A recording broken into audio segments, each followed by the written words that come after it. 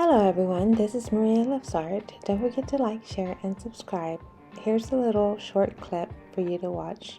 I have several other shorts of this miniature corner garden, so if you have time, check that out as well.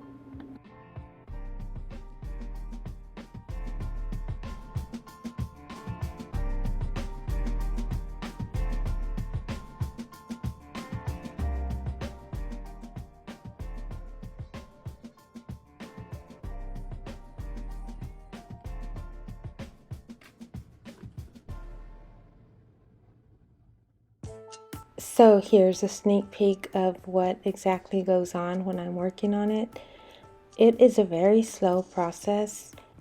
So right here it's taking me some time to get the flower on the tweezers. They're so tiny and delicate. Sometimes I have to use both of my hands. I really enjoy working with miniatures. I started in December and I had a great time, although it was a lot of work.